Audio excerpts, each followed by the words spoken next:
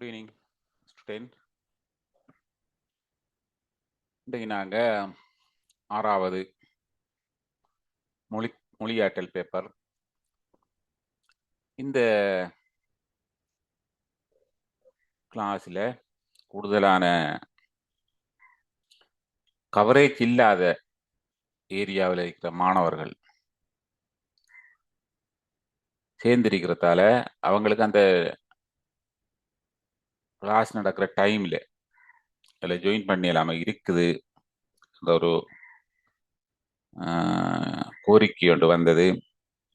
அதனால் நாங்கள் இந்த பேப்பரை ஃபுல்லாக ஆன்சர் சார அளவுக்கு ரெடியாகிருக்கோம். வீடியோவில் இந்த வீடியோ எல்லா ஆன்சரும் நாங்கள் பார்க்க போகிறோம். மிக சுருக்கமாக இந்த பேப்பரில் நான் மிக இலகுவாக செய்யக்கூடிய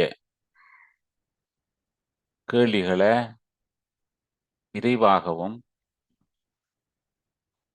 கட்டாயம் விளங்கப்படுத்த வேண்டிய கேள்விகள், அதாவது எங்களுக்கு மாணவர்களால் இதை எங்களுக்கு சொல்லித்தாங்கன்ற மாதிரி வார விடயங்கள் மட்டும் கொஞ்சம் டீப்பாக பார்க்க போகிறோம். அந்த வகையில் முதலாவது கேள்வி, 2வது கேள்வி, 3வது கேள்வி, 4வது கேள்வி, இதுகள் இலக்கணப்பிழை உள்ள ஒரு சொல்.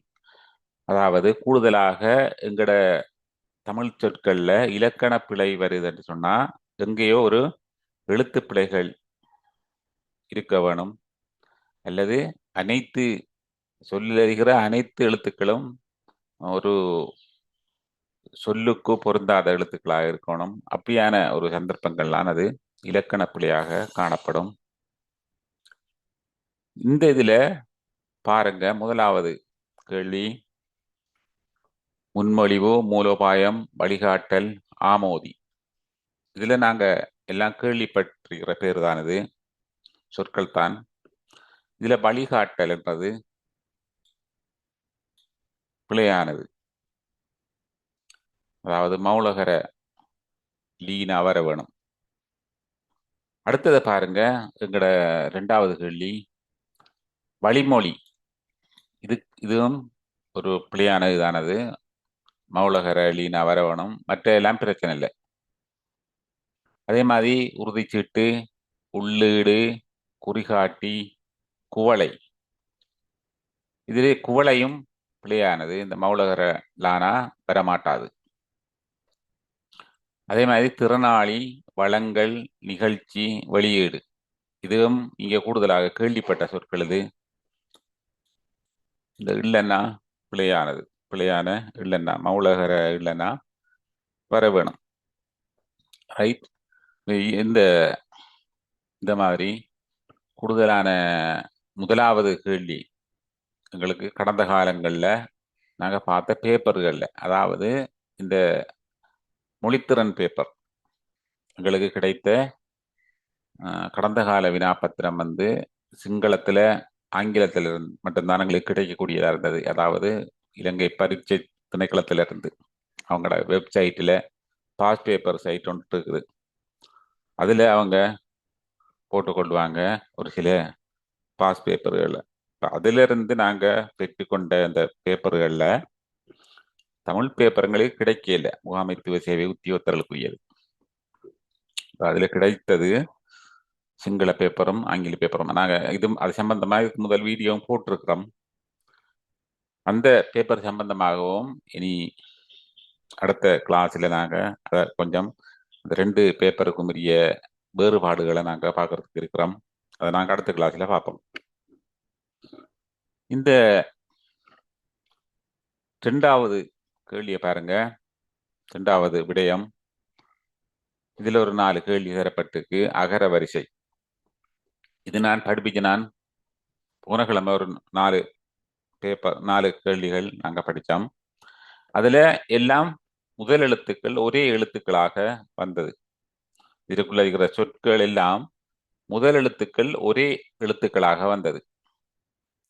ஆனா ஒரு மாணவர் கேட்டது ரெண்டாவது எழுத்து எந்த சந்தர்ப்பத்துல பார்க்க வேணும் என்று சொல்லி என்ற அந்த கேள்வியில ரெண்டாவது எழுத்து பார்க்க வேண்டிய சந்தர்ப்பம் அங்க கிடைக்கல.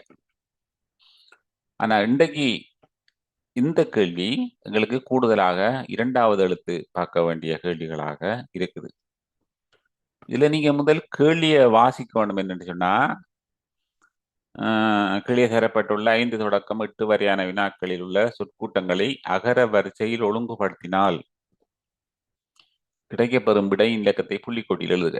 இதுல என்ன செய்ய வேணும் என்று சொன்னா எல்லா சொற்களும் இந்த ஏ பி சி டி இந்த 4 லைனும் வந்து முதல் அகர வரிசைப்படுத்தணும்.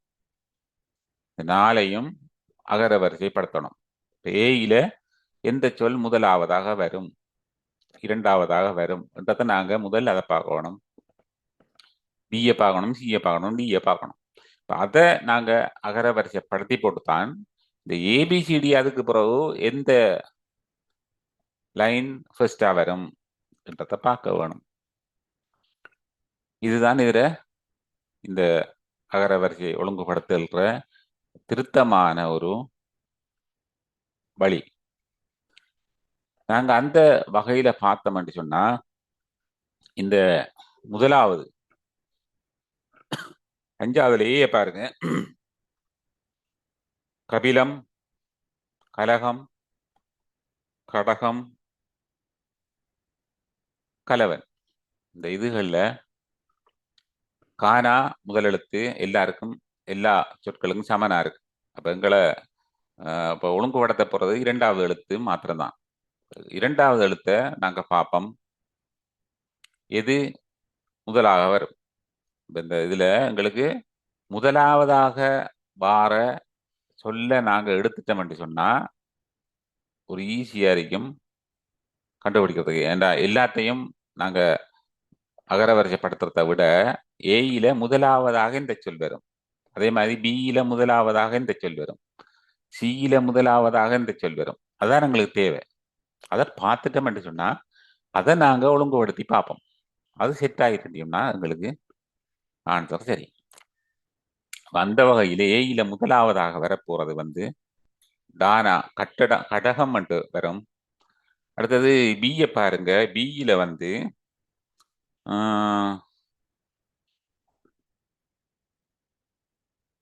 கட்டம் வரும். என்ன இட்டன்னா தான் வந்து அந்த அகர வரிசை ஒழுங்குல மேல இருக்கும், அதுக்கு கீழே தான் இம்மன்னா இருக்கும், வானா இருக்கும், இட்டன்னா இருக்கும். சீய பாருங்க, சி வந்து கப்பம் வரும்.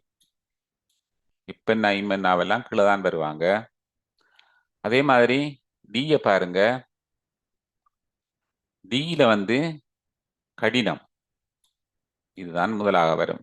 டானா லைனுக்கு கீழான் எங்களோட இத்தன்னாவெல்லாம் இருக்க போகுது, டானாவெல்லாம் இருக்க போகுது. இப்போ எங்களுக்கு இந்த 4 சொல்லும் தான் ஏபிசிடியில முதலாவதாக வர சொற்கள். இதை நாங்க ஒழுங்குபடுத்திட்டோம்னு சொன்னா இந்த 4 சொற்களையும் முதல் நாங்க ஒழுங்குபடுத்திட்டோம், நாங்க ஏபிசிடியில ஒழுங்கு எங்களுக்கு வந்துடும். இப்ப கடகம், கட்டம், கப்பம், கடினம் இதுல இரண்டாவதாக வர எழுத்துக்கள்ல எது முதலாவதாக வரும்? எங்களுக்கு வரப்போகுது என்ன பாருங்க,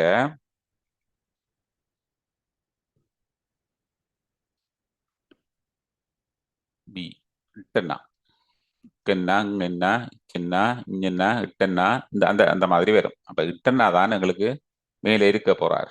அப்ப முதலாவதாக வர வேணும் வந்து இந்த பி. இந்த பி எங்க இந்த 4 விடையில் எங்க இருக்கு பாருங்க. இதுல சியில தொடங்குது, இதுல டியில தொடங்குது, இதுல பியில தொடங்குது, இதுல ஏயில தொடங்குது. அப்ப எங்களுக்கு முதலாவதாக பி வரணும். அந்த ஆன்சர் தானே எங்களுக்கு தேவை. இப்போ 3வதுல பி இருக்குது, மற்றதுல இல்லை. அப்ப நாங்க மேலதிகமா பார்க்க வேண்டிய அவசியம் இல்லை, எங்களுக்கு இனி தேவையில்லை. ஆன்சரை கண்டுட்டோம், அவ்வளவுதான். வேற எதுவுமே தேவையில்லை, மற்ற எல்லாம் ஒழுங்குபடுத்த வேண்டிய அவசியம் இல்லை. இந்த மாதிரி தான் இந்த ஒரு கேள்விக்குரிய விடைய மிக இலகுவாக கண்டுபிடிக்கிறது. ஏன்னா எல்லாத்தையும் நாங்க ஒழுங்குபடுத்திக்க வேண்டிய அவசியம் இல்லை. அதுல முதலாவது வார சொல்ல கண்டுபிடிச்சிட்டோம் என்று சொன்னா அதுக்கு பிறகு அந்த 4 ஏபிசிடியில் இருக்கிற 4 விடயங்கள்லையும் எது முதலாவதாக வருதோ அதை கண்டுபிடிச்சோம்னா சரி. அந்த விட எங்கள்கிட்ட இருக்கிற விடைகளில் மிச்சம் ஆகிக்க வேண்டியோன்னா அதை நாங்கள் மார்க் பண்ண வேண்டியதுதான். அதே மாதிரி தான் இந்த 6, 7, 8 நீங்கள் செக் பண்ணுங்க. வேற இதே மாதிரி தான் வரும். ஆனால் ஒரு சில இடங்கள்ல 2 எழுத்து பார்க்க வேண்டிய வரும். 3வது எழுத்தும் பார்க்க வேண்டிய கட்டங்கள் வரும். ஏன்னா ஒரே சொற்கள் இருந்தால் ஒரே 3 மூன்றாவது 2வது எழுத்து சமனாக இருந்தால் 3வது எழுத்து பார்க்க வேண்டி வரும். அது நாங்கள் அடுத்தடுத்த பேப்பர்ல வாரக்கிழமை அதுக்கு அடுத்த கிழமைகளெல்லாம் நாங்கள் பார்க்க போறோம். இப்படி பார்த்துட்டோம்னு சொன்னா நீங்க உங்களுக்கு அந்த அகர வரிசை அந்த சார்ட் இல்லாமலேயே நீங்க இதை மார்க் பண்ற அளவுக்கு ப்ராக்டிஸ் ஆகிடுவீங்க. பார்ப்போம் அடுத்த இதுல இதை செக் பண்ணுங்க. உங்களுக்கு ஏதாவது டவுட்ஸ்கள் எனக்கு இருந்துக்கு மட்டும் சொன்னா கிளாஸுக்கு வார உள்ளேல் இதை வாட்ஸ்அப்பில் கேளுங்க. மற்றது இந்த கிளாஸுக்கு வார பிள்ளைகள் கிளாஸுக்கு வாராக்களுக்கு இன்றைக்கு இந்த வீடியோ தானே தாரன். இந்த வீடியோவை நீங்க பார்க்கறதுக்கு முதல் நான் ஆரம்பத்தில் சொல்லியிருக்க வேணும், ஆனால் சொல்லல. இந்த வீடியோ பார்க்கறதுக்கு முதல் உங்களோட பேப்பரை நான் வாட்ஸ்அப்பில் போட்டிக்கிற பேப்பரை முதல் பிரிண்ட் எடுத்து செஞ்சு பாருங்க. முதல் செஞ்சு பார்த்துட்டு அதுக்கு பிறகு இந்த விடைய மார்க் பண்ணுங்க. மார்க் பண்ணினீங்கன்னா உங்களுக்கு அந்த உங்களோட நீங்க செஞ்ச பேப்பருக்கும் நான் தந்த விடைக்கும் எத்தனை விட நீங்க சரியா செய்திருக்கிறீங்கன்ற ஒரு உங்களை நீங்க அளவீடு செய்து கொள்ளலாம். அப்படி நாங்க பார்க்க இந்த 6வதுக்கு பாருங்க, முதலாவதாக இந்த விட வரும். செக் பண்ணி கொள்ளுங்க. 6வதுக்கு முதலாவது வரும், 7வதுக்கு 4வது வரும், 8வதுக்கு உங்களுக்கு 3வது விடை வரும். நீங்க செக் பண்ணி பாருங்க. பார்த்துட்டு அப்படி ஏதும் டவுட் இருந்தா எனக்கு கமெண்ட் பண்ணாலே போதுமானது. அதை திருத்தி உங்களுக்கு சரியான ஒரு விளக்கத்தை தரலாம். அடுத்த கேள்வியை பாருங்க. 9ஆம் கேள்வி. 9ஆம் கேள்வி 3 சொற்கள் கிட்டத்தட்ட ஒரே அர்த்தத்தையும் ஒரு சொல் வித்தியாசமான வேறு விதமான ஒரு அர்த்தத்தை தரும் என்று சொல்லி அதை கண்டுபிடிக்க சொல்லி இந்த வகையில 9வது கேள்வியை பாருங்க. இந்த சொற்கூட்டங்கள் ஒவ்வொன்றிலும் ஒரு சொல் வேறுபட்டது. அச்சொல்லினை தெரிவு செய்து அதன் இலக்கத்தை புள்ளிக்கோட்டில் எழுதுக. நீங்க கூடுதல் அந்த நான் எனக்கு செய்து தந்த பேப்பர்களில் நீங்க செய்து எனக்கு போட்டிருந்தீங்க. சிலர் இதுல மார்க் பண்ணியிருந்தீங்க. இந்த இதுல மார்க் பண்ணியிருந்தீங்க, இந்த பிரேக்கெட்டுக்குள்ள எழுதே இல்லை. ஏன்னு சொன்னா அது அப்படியே பழக்கத்துக்கு வந்துடும். நீங்க போய் எக்ஸாம் எழுதிக்க இந்த பிரேக்கெட்டுக்குள்ள எழுதாம இதுல கோடு போட்டுட்டு வர அளவுக்கு நீங்க பழகிடுவீங்க. அது உங்களுக்கும் பெரிய ஒரு தாக்கத்தை கொண்டு வரும். அப்ப நீங்க இப்பதானே நீங்க அதை எழுதி பழகணும்ன்றதுக்காக தான் நாங்க பக்கத்துல அந்த புள்ளிக்கோடு தாரம் 2வது படி 2 என்று எழுத வேணும் என்று சொல்லி. இப்போ 2 என்று எழுதுறதும் கூட அவங்க அந்த எக்ஸாம் பேப்பர்ல ஃபர்ஸ்டா சொல்லிப்பாங்க, நீங்க 2 எப்படி எழுத வேணும், 3 எப்படி எழுத வேணும், 4 எப்படி எழுத வேணும். அப்படி எழுதினா மட்டும்தான் உங்களோட விடைகள் ஏற்றுக்கொள்ளப்படும். நீங்க எல்லாம் சரியா செஞ்சுட்டு வந்திருப்பீங்க, சொல்லுவீங்க நான் எல்லாம் சரியா செஞ்சு வந்துட்டேன்னு சொல்லி. ஆனா அவங்களோட இலக்கங்கள் அவங்களோட ஃபார்மேட்டுக்கு ஏற்ற மாதிரிக்கு இருக்காது. அப்ப அதையும் நீங்க பார்த்து கொள்ள வேணும். உங்களோட பழைய எக்ஸாம் பேப்பர்களை தூக்கி பார்த்தீங்கன்னா தெரியும் 1, 2, 3, 4 எப்படி எழுத வேணும்னு சொல்லி. ரைட். இப்ப இந்த 9வது கேள்வியை பாருங்க. கொடை, யாசகம், ஈகை, வள்ளல். இதுல கொடை, ஈகை, வள்ளல் இதெல்லாம் வள்ளல் நாங்க கொடுக்கிறது. யாசகம் பாருங்க வித்தியாசமா இருக்கு, வேறுபாடு. யாசகம் பெற்றுக்கொள்றது. அதே மாதிரி 10வது பாருங்க, நிந்தனை, பரிகாசம், மதிப்பு, இகழ்ச்சி. இதுல நிந்தனை, பரிகாசம், இகழ்ச்சி மூன்றும் ஒரே கருத்து கொண்டு வரும். மதிப்பு வித்தியாசமான எதிர்மறையான ஒரு சொல்லாக இருக்குது. அடுத்தது வெற்றி, வெட்கம், விகாரம், கேடு. வெட்கம், விகாரம், கேடு எல்லாம் ஒரே அர்த்தம். இந்த வெற்றி கொஞ்சம் வித்தியாசம். அதே மாதிரி காட்சி, தோற்றம், திரை, பார்வை. இந்த காட்சி, தோற்றம், பார்வை இதெல்லாம் வந்து ஒரே அர்த்தத்தை கொண்டு வரும். திரை வந்து வேறொரு அர்த்தத்தை கொண்டு வரும். இதான் ஒரு வித்தியாசமானது. 12வதுக்கு 3வது நீங்க 3வது எழுத வேணும். ரைட், அடுத்த 13வது கேள்வியை பாருங்க. பின்வரும் 13 தொடக்கம் 16 வரை உள்ள வினாக்களில் உள்ள இடைவெளிகளுக்கு பொருத்தமான விடையினை தெரிவு செய்து அதன் இலக்கத்தை புள்ளிக்கோட்டில் எழுதுக. எங்கள் நாட்டில் மிக பழைய காலத்தில் இருந்தே மக்கள் கஞ்சி வகைகளை உணவில் சேர்த்து கொள்ள காரணம் அது உடல் வலிமையை அதிகரிக்க செய்வதாகும். கஞ்சி வகைகளை தமது உணவில் சேர்த்து கொள்ள காரணம். அதே மாதிரி பாருங்க, டொனாமூர் சீர்திருத்தத்தினால் வாக்களிக்கும் உரிமை 18 வயதிற்கு மேற்பட்ட அனைவருக்கும் வழங்கப்பட்டது. அதே மாதிரி 2ஆம் உலக மகா யுத்தத்தில் திருகோணமலை, கொழும்பு ஆகிய நகரங்களின் மீது விமான தாக்குதல் நடத்தப்பட்டது. மட்டுமன்றது வராது, போன்ற என்றது வராது. ஏனென்னா போன்ற என்றது வந்தா இன்னும் இருக்கு, இன்னும் ஊர்கள் இருக்கு என்ற தான் இந்த குறிப்பிட்ட ஒரு அதுல இருக்கு. அதுல ஒரு ஒன்றை ரெண்டை நாங்க சொல்லுறோம். திருவோணமலை மாதிரி இன்னம், கொழும்பு மாதிரி இன்னம் என்ற மாதிரி அது போன்றன்றது வராது.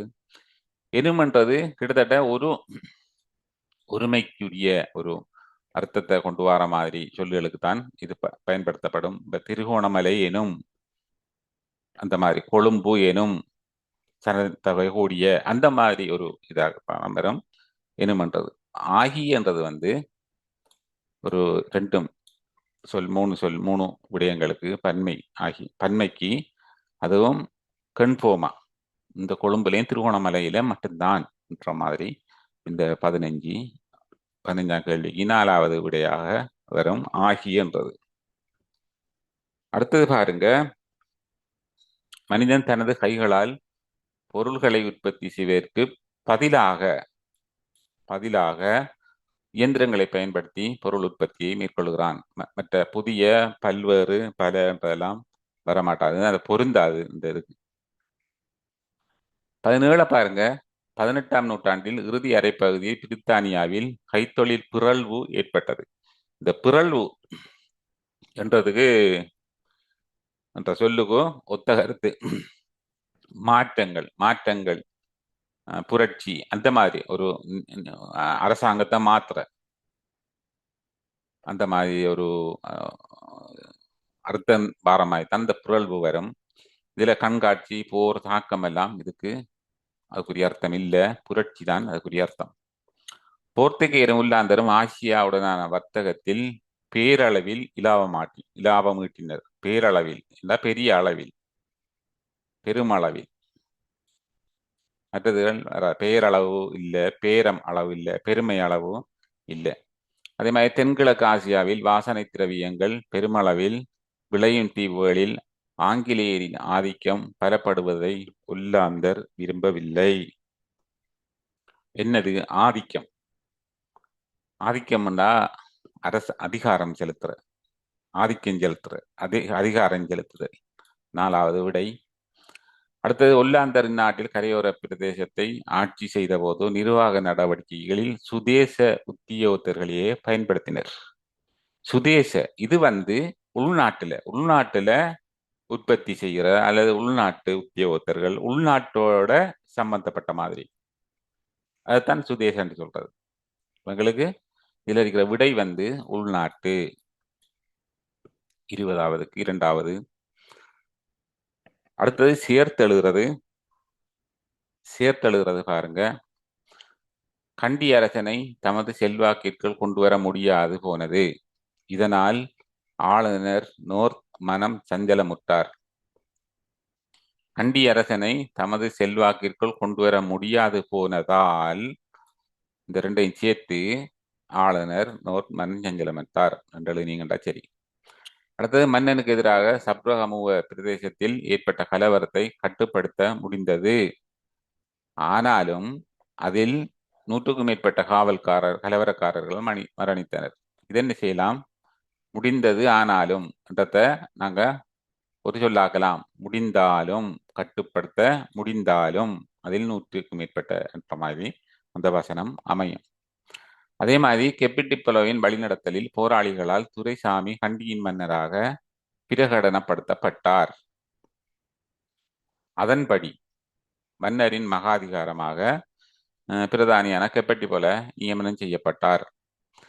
இப்ப பிரகடனப்படுத்தப்பட்டார் அதன்படி இதை ரெண்டையும் மாத்திர முடியும்னா பிரகடனப்படுத்தப்பட்டதன்படி மன்னராக பிரகடனப்படுத்தப்பட்டதன்படி மன்னரின் மகாதிகாரமாக பிரதானியான கெப்பிட்டிபொல நியமனம் செய்யப்பட்டார். இந்த மாதிரி சேர்த்தெழுதலாம்.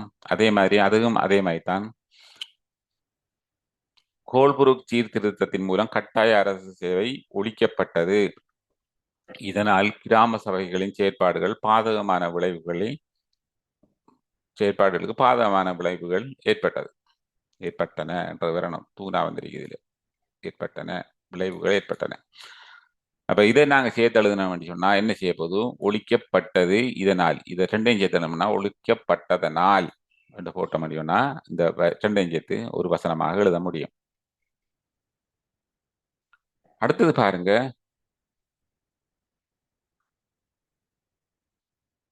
பிழையான வசனங்களை விட்டுட்டு சரியான வசனங்களை கண்டுபிடிக்கிறது. இதுல பாருங்க, இயற்கை வளங்களிடையே இந்த மௌலகரலானா இதுக்கு வராது. முதலே பார்த்துட்டோம்.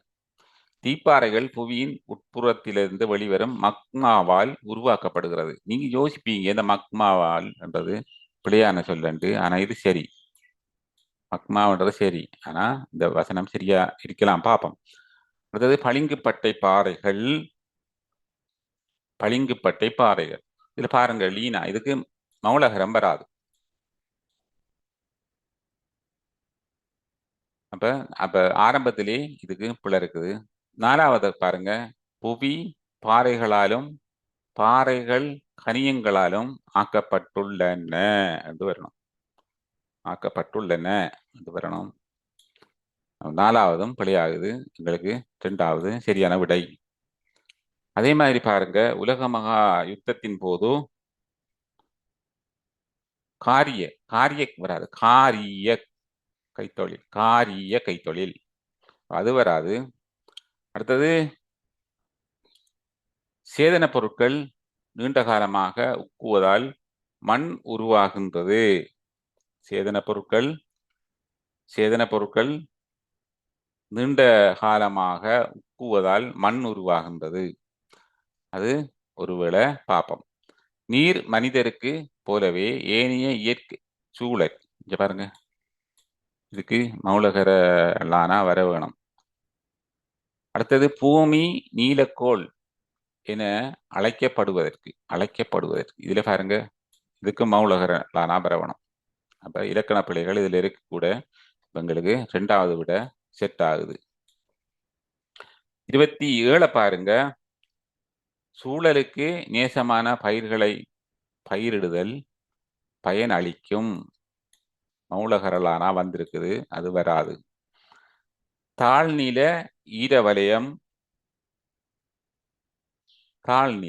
ஈரவலயம் தேயிலை பயிற்சிக்கு உகந்த தாழ்நில மௌலகரலானா வர வேணும். அடுத்தது இலங்கை இரத்தினக்கல் அகழ்விற்கு புகழ் பெற்ற நாடாகும்.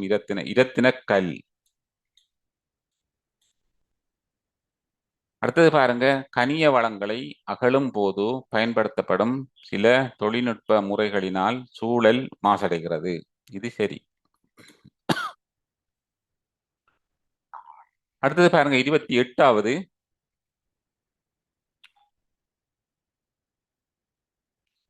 இயற்கையின் காட்டு தொகுதியில் பல உப தொகுதிகளும் உள்ளன.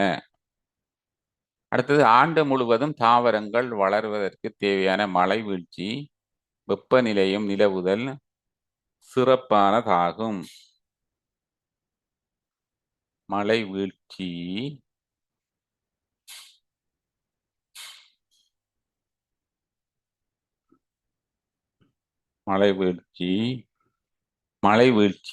ஆண்டு முழுவதும் தாவரங்கள் வளர்வதற்கு தேவையான மழை வீழ்ச்சியும் யூனா வரணும். என்று வரணும். மழை வீழ்ச்சியும் வெப்பநிலை நிலவுதல் சிறப்பம்சமாகும். இலங்கையில் 20 தேசிய பூங்காக்கள் அமைக்கப்பட்டுள்ளன. பூங்காகள் என்று வரணும். அடுத்தது வனவிலங்குகளின் பாதுகாப்புக்காக சரணாலயங்கள் வரணும். அவங்களுக்கு முதலாவது விடை சரியானது. அடுத்தது பாருங்க, இந்த கேள்வி, இந்த வசனத்தை நல்லா வாசிச்சு பாருங்க. இந்த வசனம் ஸ்கிரீன்ஷாட் எடுத்துக்கொள்ளதா நீங்க எடுத்து வாசிச்சு பாருங்க.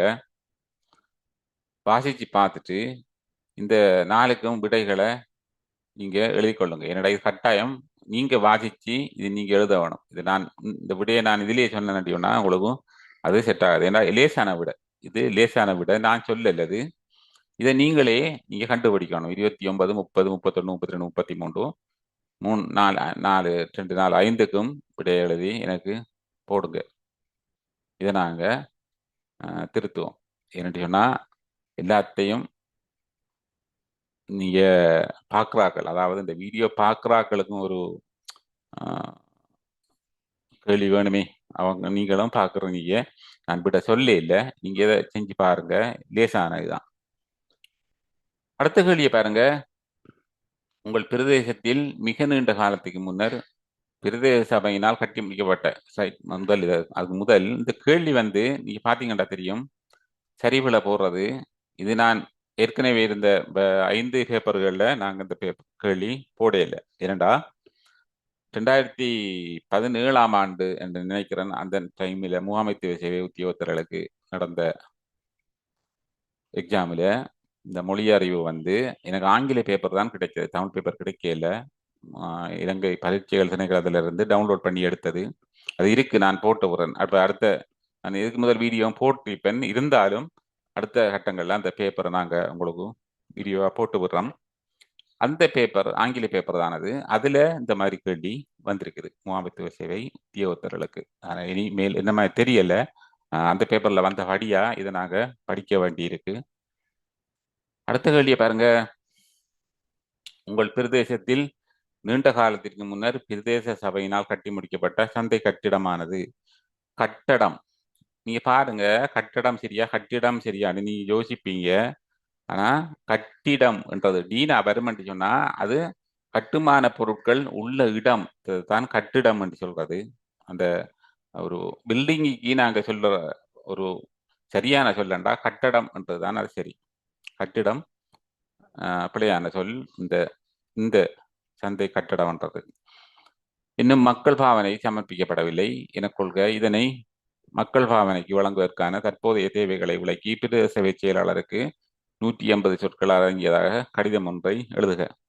இது என்னன்னு சொன்னா எங்கட கிளாஸில் புதிய உத்தியோகத்தர்களும் இருக்கிறதால, ஏன்னா ஏற்கனவே நாங்க இந்த கடிதம் எழுதுறது சம்பந்தமா வீடியோ போட்டிருக்கிறோம். அதுலேயும் ஒரு அப்டேட்டா நாங்க இந்த வீடியோ பார்ப்போம். இதுல பாருங்க, ஒரு கடிதம் எழுதுறதுக்கு இதான் அந்த ஃபார்மேட். கடிதம் எழுதுற ஃபார்மேட் இதுதான். சரியான திருத்தமான கடிதம் எழுதணும்.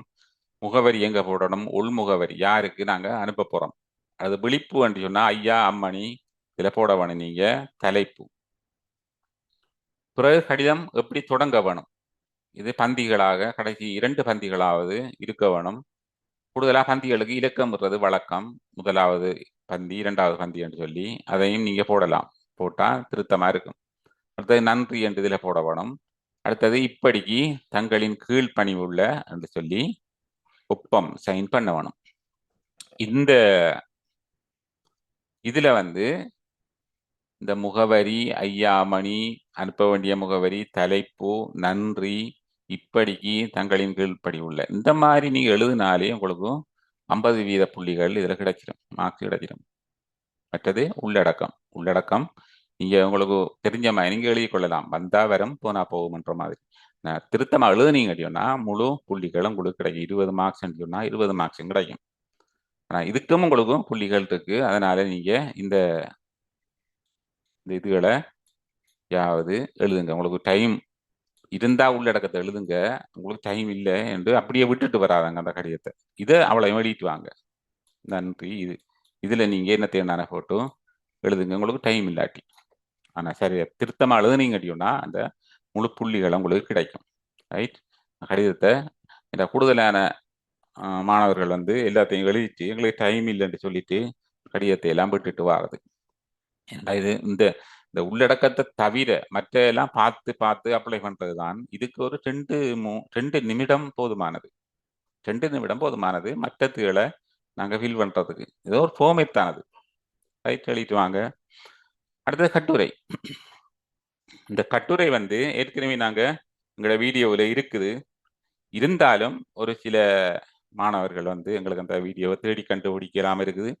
எங்களுக்கு திரும்ப ஒரு தரம் விளங்கப்படுத்துங்க என்ற மாதிரி சொன்னதால அப்டேட்டா அந்த வீடியோவுக்கு மேலதிகமா இதை நான் போடுறேன். உங்களுக்கு பாருங்க.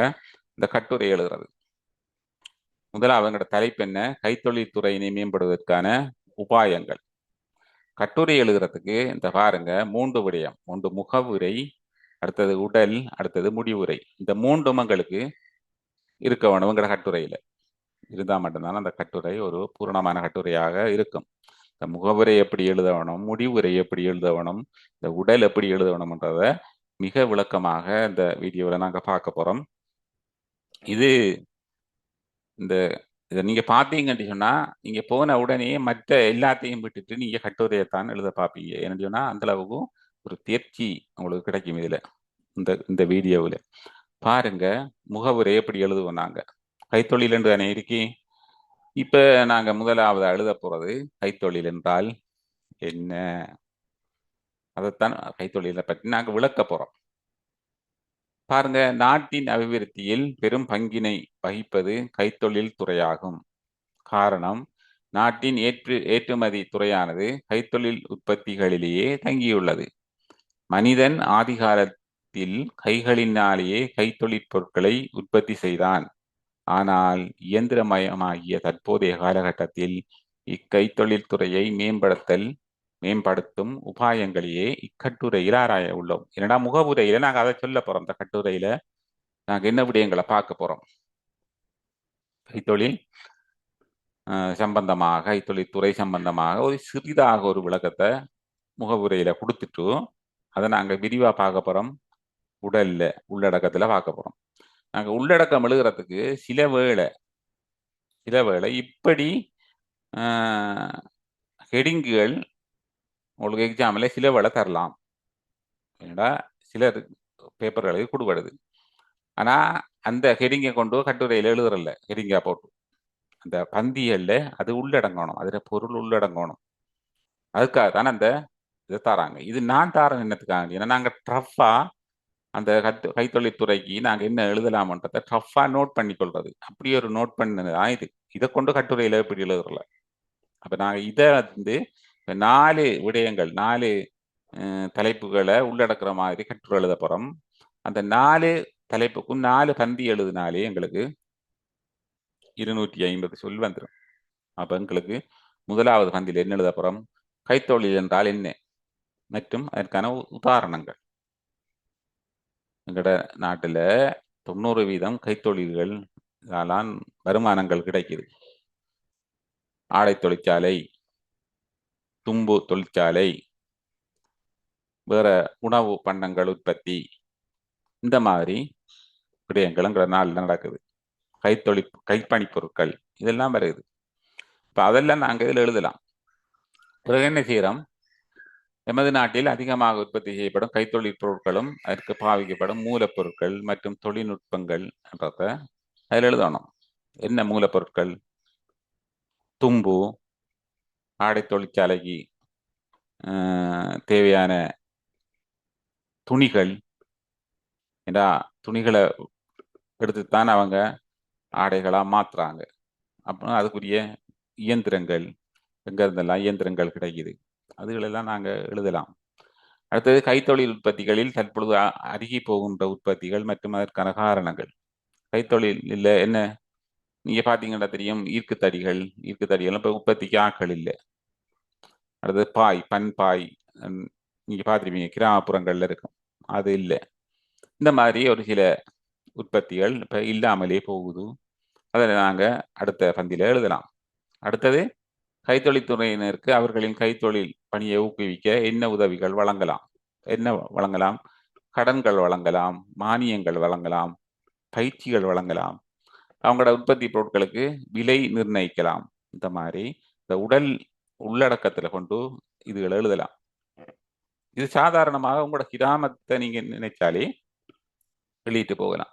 அடுத்தது முடிவுரை. முடிவுரை என்ன செய்யறோம்? நாங்க இந்த மேலுக்கு உள்ளடக்கத்துல இருந்து என்ன சொன்னமோ அதையெல்லாம் சேர்த்து ஒரு முடிவு காண்ற மாதிரி ஒரு முடிவுரை எழுதுறோம். நாங்கள் எழுதியிருக்கேன் பாருங்க சாதாரணமாக.